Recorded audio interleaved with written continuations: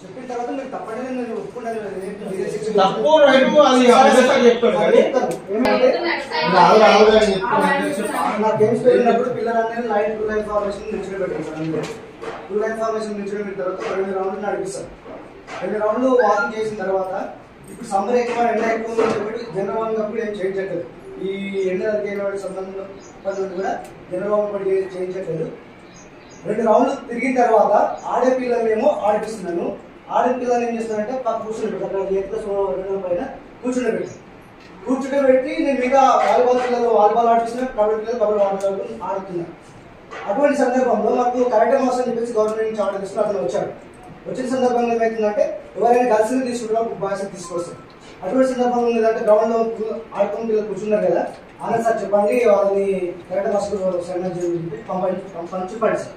చెప్పిన తర్వాత నేనేం చేస్తాను, నాకు స్టూడెంట్ ఇన్ఫార్మ్ చేస్తే నేను ఇక్కడ కూర్చున్నాను. 4 అమ్మాయిలు రోజాలో ఉన్నారు. ఆ అమ్మాయిలు కూర్చుంటే మిగతా వాళ్ళ కలిసి ఎక్కడ ఉన్నారు, ఇక్కడ కూర్చోబట్టి తెలియదు ఎక్కడ వేరే చెప్పేసి అంటే పైకి పోయి అని చెప్పేసి ముస్తాను అనే అమ్మాయి చెప్పింది. అంటే త్వరగా కొన్ని కింది రాక సాధించి చూపించాను.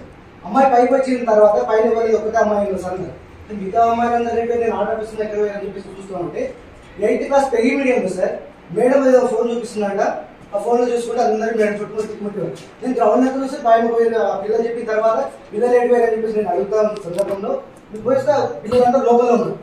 ఏమైంది మీకు ఇక్కడ ఉన్నారు చెప్పగా చేయాలి కదా కరెక్ట్ మాస్ వచ్చి నడవాలని చెప్పేసి నేను మాట్లాడుతాను. నడవాలని చెప్పేసరికి తోలు మీకు ఇంత భయం లేదు చెప్పినాక అడుగుతుంటే మీరు వద్దురాడు ఏదో ఫోన్లో వీడియో చూస్తున్నా ఫోన్ చూస్తున్నా అర్థం కావట్లేదు. నడవాలని చెప్పి గేట్ దగ్గర డోర్ దగ్గర ఉండి అందరం చేతి పట్టుకుని ఒక్కొక్క దెబ్బ కొట్టుకుని వచ్చాను సార్. ఎవరైతే చేతి కొట్టడానికి బయట భయపడుతున్నారో మీరు బయట పోయినప్పుడు ఇట్లా కొట్టారు చూడండి ఒకటే ఒక్కొక్క దెబ్బ కొట్టాను. చేయబట్టి చెల్లి మీద కొట్టాను. ఎవరైతే బయటకి ఎవరు వస్తున్నారో వాళ్ళ పక్క మీరు ఇట్లా చెప్పకుండా వస్తుంది చెప్పి నేను దెబ్బ కొట్టి పంపించి కరెక్ట్ క్లాస్ పంపించాను. కరెక్ట్ చేసిన తర్వాత క్లాస్ అయిపోయిన లాస్ట్ పీరియడ్ ఉంది.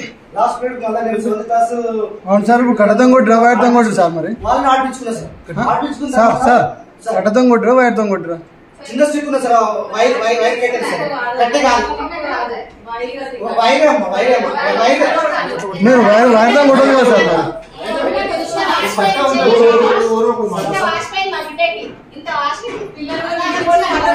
ఇంతవరకు కూడా జరిగిండ్రు అనే విషయం అభినవ్ చెప్పిన అభియోగము మరి అది మంచిది కాదు. ఏ పిల్లవాడిని చేయొద్దు తను అన్నాడు. కంట్రోల్ చేయడం అంటే అరెస్ట్ చేయడం కాదు. కంట్రోల్ అనేది కేరింగ్ కాదు. కేరింగ్ కాకుండా ఎన్నో మార్గాలు ఉన్నాయి. పిల్లలను సామ భేద తర్వాత దండోపు లేదు. సామధాన భేద వరకే ఆగిపోయింది. దండోపాయం లేదు. సామధాన భేదమే అనుసరిద్దాం. అంతవరకు ఏమో నేను ఇంతవరకు అయితే ఏ టీచర్ నుంచి మా టీచర్ నుంచి కూడా నాకు ఇంతవరకు నాకు ఇలాంటి రాలేదు. ఇప్పుడు నీ దగ్గర నుంచి వచ్చింది చాలా చింతించేటటువంటి మాట. మిగతా టీచర్ కూడా చాలా బాధపడుతున్నారు.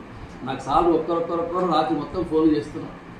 సార్ ఇదేమైనా సార్ ఈ పరిస్థితి ఏంటి సార్ మన స్కూల్లో ఇట్లా వినాల్సి వచ్చిన పరిస్థితి అనేది చాలామంది టీచర్లు నన్ను ఫోన్ చేసి మాట్లాడారు. ఎందుకంటే ఒక స్కూల్ మీద అందరి మీద వస్తుంది కదా అనేది వాళ్ళ యొక్క బాధ. కాబట్టి ఇప్పుడు మన ఆర్ వెంకటేశ్వర్లు బి వెంకటేశ్వర్లు అనే విషయం కూడా మనం పరిగణలో తీసుకొని వాళ్ళు ఏమంటున్నారు, మనం ఇంతవరకు ఇటువంటి విషయాన్ని పునరావృతం కాకుండా మేము పిల్లల్ని మళ్ళీ కాన్స్టిట్యూషన్లో ఉంచాలి. నా ఉద్దేశం ఏంటి, పిల్లలు ఏదో అంటున్నారు మేము వదిలేస్తాం, అది సొల్యూషన్ కాదు కదా. ఏమన్నా అంటే ఏమవుతుందో అది కాదు. మనకు కత్తి మీద సాగు లాంటిది ఈ టీచర్ ఉద్యోగం అంటే. అటు తల్లిదండ్రులతో కోఆర్డినేషన్ ఉండాలి, మిగతా పిల్లలతో కోఆర్డినేషన్ ఉండాలి. వాళ్ళని మనం చక్కని మార్గంలో ప్రయాణం చేయడానికి ఏమి చేయాలనేది మనము నిర్ణయించుకోవాలి. అది కేరింగ్ అనేది కాదు. ఓకేనా?